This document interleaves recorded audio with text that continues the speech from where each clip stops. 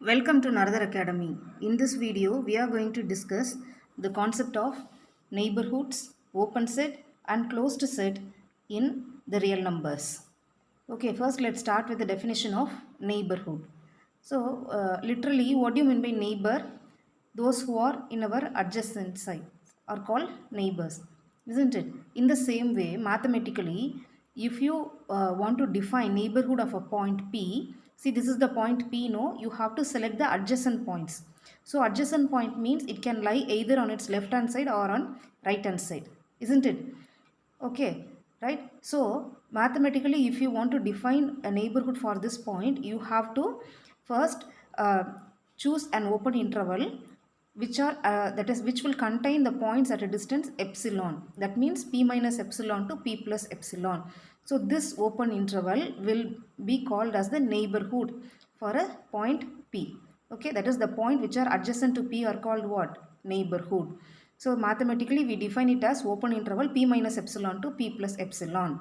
Otherwise we can say it's an interval with p as the center and radius epsilon.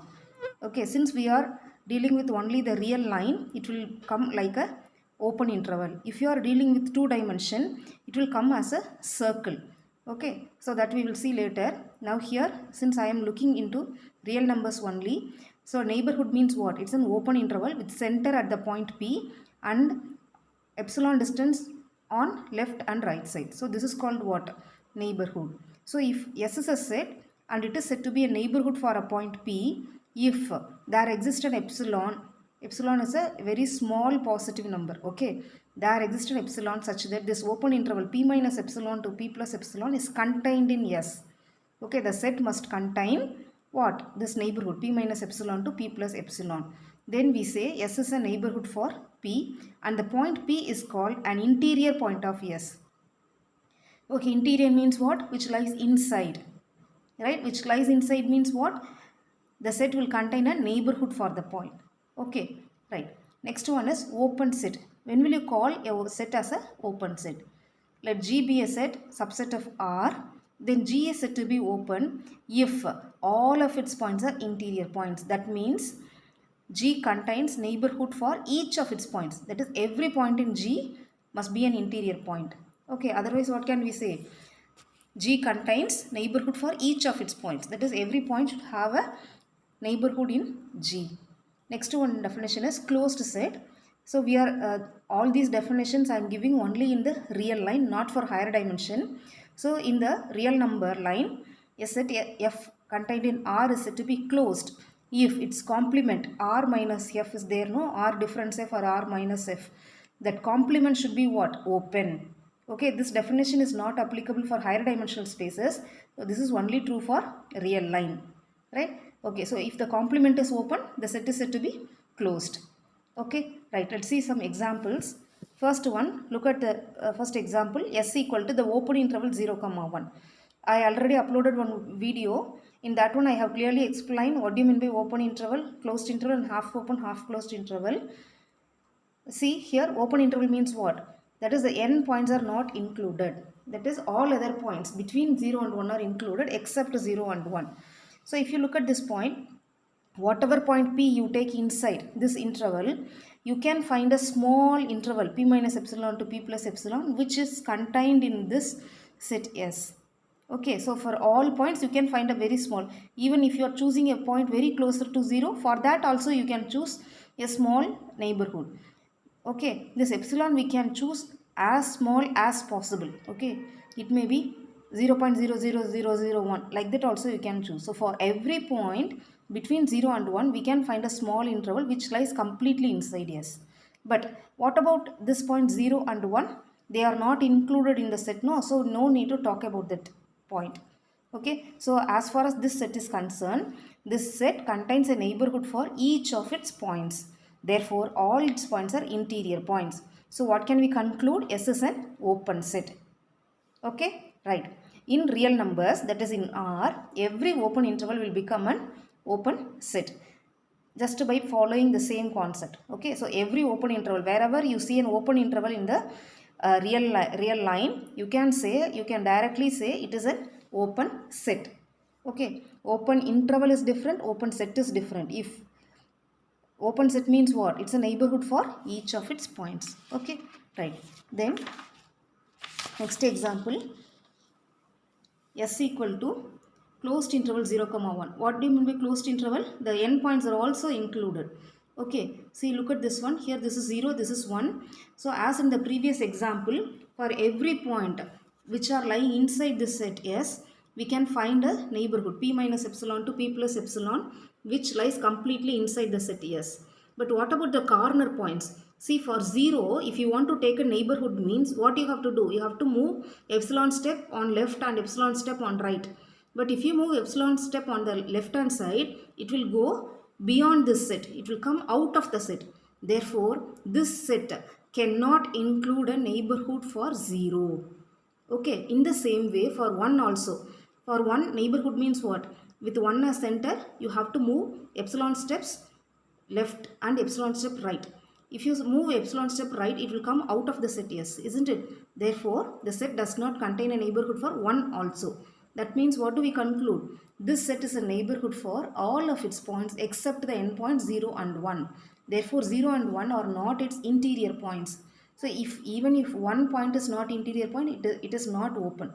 So, for a set to be open, all its points should be interior points. Here 2 points are not interior points, no? Therefore, what we conclude? This is not an open set. So, if it is not open, let us check whether it is a closed set or not. For checking whether it is closed or not, you have to take complement of the set, no? That is R minus S. See, look at this. This is the real line, no? Here from minus infinity to 0. What is the complement? What do you mean by complement? Complement means this set you have to remove from the real line. So what will you get? We will get from minus infinity to 0. Open at 0 you have to put, because here close, no? So for complement it must be open. Union with, this is 1 to infinity, not 0. Union with 1 to infinity. This set I have removed, no? For taking complement, this set you have to remove. Just you tear off this portion. So what will you have? Again from you will start from 1. Since here it is closed, in the complement it will be what? Open. Open interval 1 to infinity. See, already in the previous example I told you every open interval in R is an open set. So this is one open set and this is one open set, and union of two open sets is again a open set. Therefore S is closed. Okay, so what we have proved in this one, S is not open but it is a closed set. And here also we have one conclusion, every closed interval in R is a closed set. Why do you conclude like this? Because the complement of every closed interval in R will become what? An open interval, either a single open interval or union of open intervals. So which will again become an open set. Therefore its complement will be what? Closed set. Right. Next one, half open interval, that is one side open, one side closed. For this one also, for all the points which is lying inside the 0 and 1, yes, it will be a neighborhood. But for this one, for neighborhood of 1, what you have to do? Move epsilon steps both on left and right side. So it will obviously lie outside, yes. Therefore, 1 is not an interior point. So even if a single point is not an interior point, this cannot be an open set. So this is not open. So let's check whether it is closed or not. So for checking whether it is closed or not, you have to take its complement from R. That is R minus S.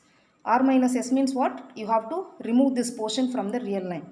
So if you remove what will you get? Minus infinity to 0. Closed at 0 you have to put. Why closed at 0? Because in the original set it is open at 0, no? So here in the complement you have to put closed at 0. Okay, union with this portion I have removed. So again I have to start from 1. Here 1 it is closed. So in the complement you have to put open. Open at 1 to infinity. See, this is not open because this portion is open, but this portion here you see closed interval, no? Whenever you see a closed interval, that set cannot be a open set. Okay, therefore this is not open. So if this is not, the complement is not open means what? The set is not closed. So here we have seen an example which is neither open nor closed. So this is the beauty here. See, if the door is, what do we say? If the door is open, it is not closed. If the door is closed, it is not open. In that way we usually say no. But in mathematics, if a set is not open, it need not be closed. Okay, if a set is not closed, it need not be open. Okay, a set can be neither open nor closed. And similarly, we have sets which is both open and closed. Okay, so we'll see the examples one by one. Next, See, G equal to union of two open intervals, 1, 2, union 3, 4. This is open and this is also open. Therefore, union of two open intervals is open sets is also an open set. Okay, right. Next, what about R? Real line. The real line contains neighborhood of each of its points. Real line means what? It's an open interval minus infinity to infinity, no? So it contains neighborhood for each of its points. Therefore, it's an open set. So what about its complement? What about its complement? R minus R only, no? So R minus R is what? Empty set. Empty set is always an open set because there are no points, no? If it is a point, if there is a point, we have to prove it is an interior point. No point is there. Therefore, empty set is always an open set. Since the complement is open, R is again what? Closed. So R is an best example for a set being both open and closed. And another example for a set being both open and closed is empty set. Empty set is both open and closed in R. So all these examples I am giving you in the real line R. When you go for higher dimension, the definitions will be slightly varying. Okay, right. Next one, the rational numbers. Q is not an open set. Why do we say it's not an open set? See, in the real line, if you take only the rational numbers and if you take a neighborhood for any rational number, that interval, that particular interval, see here if you take any rational number, no, if you take a neighborhood for any rational number, that small interval will contain infinitely many irrational numbers. Okay, so every interval in around a rational number will contain infinitely many irrational numbers, so that cannot lie completely within Q. Therefore, what do we conclude? Q is not an open set. Okay, right. And again, it is not closed also, because what is complement of rationals? Irrationals, no? Irrationals is also not open. Therefore, what do we conclude? Q is neither open nor closed. Why irrationals is not open? The same concept for Q rationals. Okay, if you take a neighborhood around the irrational number, that will contain infinitely many rational numbers. So you cannot separate rationals and irrational from the real line. Okay, they will be packed one with the other. Okay, you cannot separate rationals with irrationals. So what do we say? Both rationals and irrationals are neither open nor closed. Next one, what about the natural numbers? Discrete set, it's a discrete set, no? So it cannot contain a neighborhood of any of its points. So neighborhood means what? It's an open interval, no? So where can you find such an open interval in the discrete set? Therefore, it is not open. It is not a neighborhood of any of its points. Okay, right. So from this we can conclude every discrete set is not open. Okay, but it is closed. How can you say it is closed? See, take the complement R minus n. See, here I have marked the natural numbers 1, 2, 3, 4, 5. So if you take the complement from the real line, actually here you have to include minus infinity to 0 also will come here, because we are taking complement from the real numbers only, no? So minus infinity to 1 will also come here along with this union.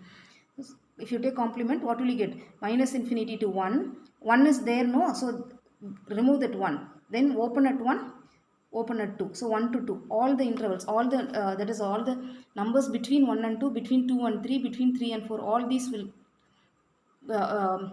together form R minus, that is R complement n. So this is union of open intervals, no? Union of open intervals is open. Therefore, what do you conclude? N is closed, right? Understand? So n is not open but it is closed. The same reason for integers also. Integers is also not open but closed. So from this we conclude every discrete set in R is not open but it is closed. This is true only in R. Again and again I am stressing only in R, because in higher dimension space the definitions and these results will be entirely different. Okay, right. Next one, 5. This already I told you. The empty set is both open and closed. Next one, this is a finite discrete set 1, 2, 3, 4, 5. So this is neither open, not open but it is closed. So every finite set is closed in R. Okay. Now let's see few theorems based on these results. If you have two neighborhoods M and N for a point P, then their intersection is also a neighborhood for P. See, let me take a point P so that M and N both are neighborhoods of P. So what do you mean by neighborhood of P? That is, if M is a neighborhood, P minus epsilon 1 to P plus epsilon 1 is contained in M, and for N, P minus epsilon 2 to P plus epsilon 2 contained in N. Now, whenever you have, in a real analysis, whenever you have these types of epsilon, you choose epsilon equal to minimum of epsilon 1 and epsilon 2. Okay, then what about this p minus epsilon to p plus epsilon? That will contain in this one, no, because among the epsilon 1 and epsilon 2, you have chosen the minimum value. So p minus epsilon to p plus epsilon will be a subset of p minus epsilon 1 to p plus epsilon 1, and similarly it will be a subset of this set also. So what do we conclude? P minus epsilon to p plus epsilon is contained in both in m and n, therefore it belongs to m intersection n. See, let me explain you with an example. Let me take m equal to 1 comma 4 and n equal to 2 comma 6 and take p equal to 3. Then this is a neighborhood for p and this is also a neighborhood for 3. Here in blue ink I have marked the set m, and in the pink ink I have marked the set what in red ink I have marked n. Okay, see, this is number 3 which is lying on both m and n, and this is a neighborhood in pink which is marked in pink color, which lies both in m as well as in n. Therefore m intersection n is also a neighborhood for p. Okay, next one, if m is a neighborhood for a point p and m is a subset of n, then n is also a neighborhood of p. Okay, that is, if p is a interior point for m, then it will be an interior point for its superset also. So it's very simple proof. M is a neighborhood of p implies what? P minus epsilon to p plus epsilon is contained in m, but m is a subset of n, no, therefore this interval p minus epsilon to p plus epsilon contained in n also, therefore n is also a neighborhood for p. Next one important theorem is the union of arbitrary family of open sets is open. Okay, right? So let me take an arbitrary union, union f alpha, where each f alpha is an open set. I want to prove the script f is an open set. So for proving script f is an open set, I am choosing a point p belong to script f. That means what? It is in the union means it belong to at least one of the sets in f alpha. So let p belong to f alpha for some alpha. Okay, then each f alpha is open, no, therefore it will contain a neighborhood p minus epsilon to p plus epsilon in f alpha, which is contained in the union. Therefore what do we conclude? P minus epsilon to p plus epsilon is contained in the script f. That means script f is the open set. Okay, next one is intersection of 2 or finite number of open sets. Okay, the result is proved for only 2 sets, but finite number of intersection of finite number of open sets is also a open set. So let G and H be 2 open sets in R with a non-empty intersection, because if it is empty means the result is trivial, so I am taking non-empty intersection. So if you take a point P in the intersection of G and H, that means what? P belong to both G and H. Okay, that implies what? P minus epsilon to P plus epsilon contained in both in G and H, therefore it belongs to G intersection H, hence it is open. Next one, see, in union we have proved arbitrary union is open. Okay, but in intersection we have proved only finite intersection is open. So what about the arbitrary intersection? There comes the next remark. The intersection of arbitrary family of open sets need not be open. Okay, the concept is not true when it is an arbitrary intersection. So let me take this set Gn equal to open interval minus 1 by into 1 by n. Then if you take arbitrary intersection means the intersection goes on up to infinity. See, this is, see, minus 1 to plus 1, minus 1 by into 1 by n means what? Minus 1 by 2 to 1 by 2, minus 1 by 3 to plus 1 by 3, minus 1 by 4 to 1 by 4, minus 1 by 5 to 1 by 5. It will be go on inside. Can you understand? That is starting from minus 1 to plus 1, minus 1 by 2. It is, the interval is going inside and inside, no? So finally where will you arrive at? Okay, if you go nearing infinity, you will be arriving at a singleton set 0. Singleton set 0 will be the common point for all the intersection. Singleton means finite set, no? Finite discrete set is closed in R. Therefore, this is closed in R. That means what? It is not open. So, arbitrary intersection of open sets is need not be open. Next, whatever results we have proved, we are going to see the same counterpart for closed sets. So, when you come to closed sets, the intersection of an arbitrary family of closed sets is closed, and the union of either finite or two closed sets is closed. Okay, for union and intersection, it will be in the reverse way for closed set. Now see, but the union of arbitrary family of closed sets need not be closed. So for this example, you choose f1 equal to 1 by n to 2. This is a closed interval, no? If you take arbitrary union, see, 1 by n means what? Again it will go like this. 1 by n, whenever you have 1 by n, no, it will be approaching 0 only. So when you take arbitrary union, you have to take from 0 to 2. But this is open at 0 because here it will become 0 only at infinity, no? So infinity point we don't include. So this is open interval 0. open at 0 and closed at 2, but this is not a closed set. Okay, so what we have proved, arbitrary union of closed sets need not be closed. Okay, that's all. Thank you.